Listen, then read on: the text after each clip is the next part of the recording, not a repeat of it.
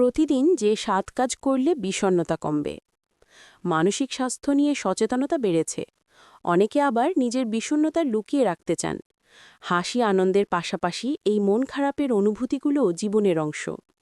তবে বিষণ্ণতা দীর্ঘস্থায়ী হলে তার প্রভাব পড়ে কর্মক্ষেত্র, সম্পর্ক, এমনকি শারীরিক স্বাস্থ্যের ওপরও। অথচ প্রতিদিন ছোট কিছু অভ্যেসে বদল এনে মনোজগতে ইতিবাচক পরিবর্তন আনা যায়। এখানে রইল তেমন ৭টি পরামর্শ। প্রকৃতি সহজে মন ভালো রাখতে সাহায্য করে। ১. অন্তত ১০ মিনিট ব্যায়াম করুন।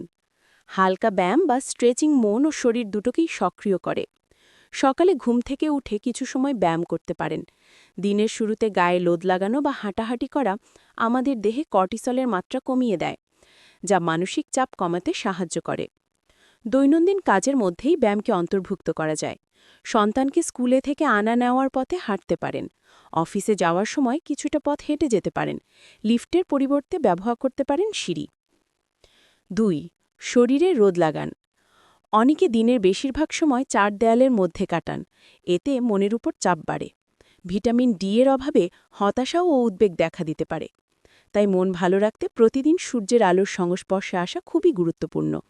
কয়েক মিনিটের জন্য হলেও বাইরে বের হন। বেরোনোর সময় না থাকলে দিনের বেলায় অন্তত জানালার কাছে গিয়ে দাঁড়ান। প্রকৃতির আলো বাতাস মানসিক ও শারীরিক স্বাস্থ্যের জন্য ভালো। ৩. প্রতিদিন একই সময় খান। অনেক সময় জীবনযাত্রায় পরিবর্তন আনতে আমরা নানা ধরনের কঠিন পথ বেছে নেই, কিন্তু সহজ কাজও না জানার কারণে এড়িয়ে যাই।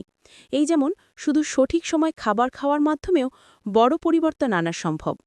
ব্রিটিশ মনোবিজ্ঞানী ডাক্তার মার্থা ডেইরোস্কোলারো বলেন, প্রতিদিন ডিনারে বাড়িতে রান্না করা খাবার একই সময় খেতে চেষ্টা করুন।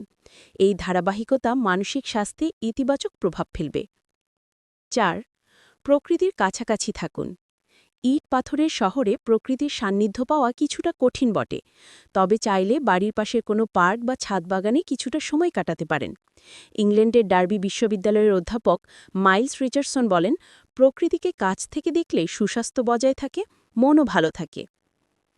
৫. উদ্বেগ কমানোর ৫-৪-৩-২-১ কৌশল। 7 lion yard wellbeing and holistic health ক্লিনিকের মনোবিদ শার্লট আকিনিয়ামি অতিরিক্ত মানসিক চাপ অনুভব করলে ৫-৪-৩-২-১ কৌশল ব্যবহার করার পরামর্শ দেন। এই মজার কৌশল হল, প্রথমে চারপাশে তাকান। এরপর ৫টি জিনিসের নাম গুলুন যেটি আপনি দেখতে পান, ৪টি জিনিস যা আপনি স্পর্শ করতে পারেন, ৩টি জিনিস যা আপনি শুনতে পারেন, ২টো জিনিস আপনি যেটির ঘ্রাণ নিতে পারেন এবং এমন একটি জিনিস যেটির স্বাদ নিতে পারেন। মানসিক চাপ ও উদ্বেগ কমাতে এটি খুবই কার্যকর।